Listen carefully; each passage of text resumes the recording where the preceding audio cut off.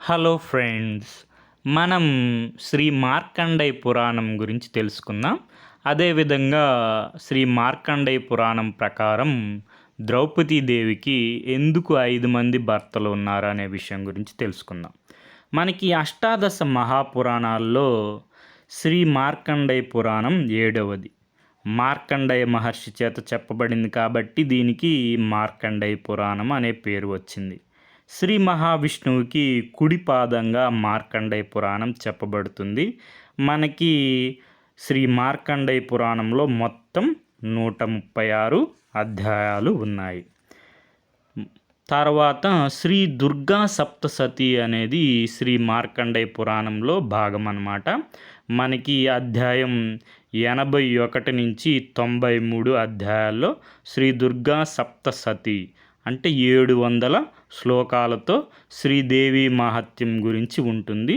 ప్రథమ చరిత్రలో మహాకాళి మధుకైటబుల వృత్తాంతం, మధ్యమ చరిత్రలో మహాలక్ష్మి ఏ విధంగా మహిషాసురుణ్ణి మర్దించింది అనే విషయం ఉంటుంది. తర్వాత ఉత్తర చరిత్రలో మహాసరస్వతి శుంభ నిశంభులని ఏ విధంగా మనకి సంహరించింది అనే విషయాలు మనకి దుర్గా సప్తసతి మార్కండేయ పురాణంలో ఉంటుందన్నమాట. మనం ఇప్పుడు ద్రౌపదీదేవికి ఎందుకు 5 మంది భర్తలు ఉన్నారు అనే విషయం గురించి తెలుసుకుందాం. పూర్వం వ్యాస మహర్షి శిష్యుడైన జైమిని మహర్షికి మహాభారత కథనంలో కొన్ని సందేహాలు కలిగాయి. వాటిని గురించి తెలుసుకొని తన సందేహాలను నివృత్తి చేసుకోవడం కోసం ఆయన మార్కండేయ మహర్షి దగ్గరికి వెళ్ళారు. ఆయనకి నమస్కరించి, మహానుభావ మార్కండేయ మహర్షి, మా గురుదేవులు మహాభారత గ్రంథాన్ని ఎన్నో ఆధ్యాత్మిక ధర్మ విశేషాలతో, ఎన్నో శాస్త్ర రహస్యాలతో ఉత్తమోత్తమ గ్రంథంగా రచించారు. దేవతల్లో మహావిష్ణువు, జాతుల్లో బ్రాహ్మణుడు, అన్ని ఆభరణాల్లో చూడమని ఏ విధంగా గొప్పవో అదేవిధంగా అన్ని శాస్త్రాలలో మహాభారతం ఎంతో గొప్ప శాస్త్రంగా ప్రసిద్ధి చెందింది. ఈ మహాభారతంలో ధర్మార్థ కామ మోక్షాల గురించి సోదాహరణంగా వివరించబడ్డాయి. వేదవ్యాసులు వారు 4 ఆశ్రమాలకి సంబంధించిన ఆచారాలు, వాటి స్థితిగతులు తదితర విశేషాలు సంపూర్ణంగా మహాభారతంలో వివరించారు. పంచమ వేదంగా ప్రసిద్ధి పొందిన ఈ మహాభారతం అనే సరోవరం మధురమైన శబ్దాలు అనే హంసలతో, మహా ఆఖ్యానాలు అనే కమలాలతో నిండి, అందమైన విస్తారమైన కథలు అనే శుద్ధ జలాలతో పరిపూర్ణంగా ఉంది. వేదార్థాలను విపులీకరించి చెప్పేది ఎన్నో రహస్యమైన అర్థాలతో నిండినైన ఈ మహాభారతంలో రహస్యంగా ఉన్న కొన్ని విషయాల గురించి నాకు కొన్ని సందేహాలున్నాయి స్వామి. వాటిని నివృత్తి చేసుకోవాలని తమ దగ్గరికి వచ్చాను అని చెప్పి జైమిని మహర్షి మార్కండేయ మహర్షిని ఈ విధంగా అడిగారన్నమాట. ద్రుపదరాజు పుత్రిక అయిన ద్రౌపదీదేవి పాండురాజు కుమారులైన పాండవులందరికీ ఒకే భార్యగా ఎందుకు అయ్యింది అని. అప్పుడు దానికి సమాధానంగా మార్కండేయ మహర్షి ఈ విధంగా చెప్తున్నారు. పూర్వం త్వాష్ట ప్రజాపతి కుమారుడైన త్రిశరుడు శీర్షాసనం చేసి ఎంతో ఘోరంగా తపస్సు చేయసాగాడు. త్రిశరుడు శీర్షాసనం వేసి ఎంతో ఘోరంగా తపస్సు చేయసాగాడు.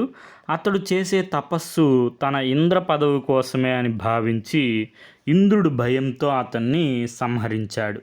బ్రహ్మహత్య పాతం చుట్టుకోవడంతో ఇంద్రుల్లో తేజస్సు హరించుకుపోయింది. అతడిలో ఉన్న తేజస్సు ధర్మదేవతలో ప్రవేశించింది. ఇంద్రుని తేజస్సు ఇప్పుడు ఎవరిలో ప్రవేశించింది? ధర్మదేవతలో ప్రవేశించింది. ఎందుకు ప్రవేశించింది? మన త్వాష్ట ప్రజాపతి కుమారుడైనటువంటి త్రిశరుడు తపస్సు చేసుకుండగా సంహరించినందుకు. తర్వాత త్వాష్ట ప్రజాపతికి తన కుమారుడు ఇంద్రుడి చేత చంపబడ్డాడన్న వార్త తెలిసింది. వెంటనే ఎంతో కోపంతో తన తల మీద ఉన్న ఒక జటని పీకి అగ్నిహోత్రంలో వేశారు. తక్షణమే ఆ అగ్నిగుండం నుంచి జ్వాలలు మాలలుగా ధరించిన మహాభీకర శరీరంతో వృత్రుడు అనే అసురుడు ఆవిర్భవించాడు. అప్రమేయుడు మహాపరాక్రమవంతుడైన ఆ ఇంద్రశత్రువు వృత్రాసురుడు త్వాష్ట ప్రజాపతి అనుగ్రహంతో ప్రతిరోజు ఈషుపాతం అంటే ఒక బాణం ప్రయోగిస్తే అది ఎంత దూరం పోతుందో అంత దూరం అంత ఎత్తు పెరుగుతున్నాడు. తన చంపడానికి వృత్రాసురుడు జన్మించాడని తెలుసుకున్న ఇంద్రుడు అతడి దగ్గరికి తన దూతలను పంపి సంధి చేసుకున్నాడు. కొంతకాలం తర్వాత ఎప్పటికైనా వృత్రుడు వల్ల తనకి ఆపద తప్పదని గ్రహించిన ఇంద్రుడు ఇచ్చిన మాటను విడిచిపెట్టి వృత్రాసురుని మోసంతో వంచి వధించాడు. ఆ వృత్రుడు కూడా త్వాష్ట ప్రజాపతి వల్ల జన్మించిన వాడే కాబట్టి తిరిగి బ్రహ్మహత్యా పాపం ఇంద్రుడికి చుట్టుకుంది. దాంతో ఇంద్రుడి శక్తి మరింత క్షీణించి అతడులో ఉన్న తేజస్సు తొలగిపోయి వాయువులో ప్రవేశించింది. మొదట త్రిశరుణ్ణి తపస్సు చేసుకుంటుండగా సంహరించినందుకు ఇంద్రుని తేజస్సు ధర్మదేవతలోకి ప్రవేశించింది. ఇప్పుడు త్వాష్ట ప్రజాపతి సృష్టించినటువంటి వృత్తాసురుణ్ణి నమ్మించి వంచి వధించినందుకు ఉన్న తేజస్సు వాయువులోకి ప్రవేశించింది. తరువాత గౌతమ ముని భార్య అయిన అహల్యని రహస్యంగా మారువేషంలో వంచి అనుభవించడంతో మరికొంత అతడు తేజస్సు బలం క్షీణించాయి. దురాత్ముడైన ఇంద్రుడి శరీరంలోని లావణ్యం తేజస్సు అతన్ని వదిలి అశ్విని కుమారుల శరీరంలో ప్రవేశించాయి. ఇప్పుడు ఎవరిలో ప్రవేశించి అహల్యను రహస్యంగా మారువేషంలో అనుభవించినందుకు గాను అశ్విని దేవతల్లో ప్రవేశించింది ఇంద్రుని యొక్క తేజస్సు. ఇలా ఇంద్రుడిలో ఉన్న ధర్మదేవత దివ్య తేజస్సు అతని నుంచి విడిపోయినందు విషయం ఆ దానవులందరికీ తెలిసిందన్నమాట. వెంటనే వారంతా ఇంద్రుని జయించాలని నిర్ణయించుకున్నారు.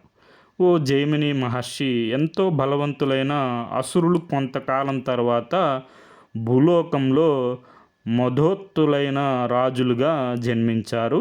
వారి బాధలు తట్టుకోలేక భూదేవి ఒకనాడు సభలోకి వెళ్ళి, దేవతలారా, పూర్వం మీరు ఏ రాక్షసుల్ని సంహరించారో వారంతా మానవలోకంలో వివిధ రాజవంశాల్లో రాజులుగా జన్మించి ఎన్నో అక్షహీనుల సంఖ్యలో ఉన్నారు. వారి భారాన్ని నేను మోయలేకపోతున్నాను. నాకు శాంతి కలిగించండి అని వేడుకుంది. భూదేవి బాధలు విని ఆమె భారం తొలగిద్దామనుకుని నిర్ణయించుకున్న దేవతలు తమ తేజోభాగాలతో స్వర్గం నుంచి భూలోకంలోకి అవతరించారు. అప్పుడు ధర్మదేవతలో ఉన్నటువంటి ఇంద్ర తేజస్సుని కుంతీదేవి గర్భంలో ఉంచారు. ఆ ప్రభావంతో ఆమెకి ధర్మరాజు జన్మించారు. తరువాత వాయుదేవుడు తనలో ఉన్న ఇంద్ర తేజస్సుని కుంతీ గర్భంలో ఉంచగా దాని నుంచి మహాబలవంతుడైన భీముడు ఉద్భవించాడు. ఇంద్రుడి అర్ధ తేజస్సు కుంతీ గర్భంలో ప్రవేశించగా అర్జునుడు పుట్టాడు. తరువాత దేవేంద్రుడు లావణ్యాన్ని తేజస్సుని పొందిన అశ్విని కుమారులు వాటిని కుంతీ గర్భంలో ప్రవేశపెట్టడంతో నకుల సహదేవులు జన్మించారు అని ఇక్కడ ఉంది. మాద్రి గర్భంలో అన్నమాట నకుల సహదేవులు జన్మిస్తారు. ఈ విధంగా ఇంద్రుడు తన 5 అంశాలతో భూలోకంలో పంచపాండవులుగా అవతరించారు. ఇంద్రుడి భార్య సచీదేవి ద్రౌపది అనే పేరుతో హోమగుండం నుంచి ఆవిర్భవించింది. ద్రుపదరాజు కుమార్తె అయిన ద్రౌపది సచీదేవి అంశే.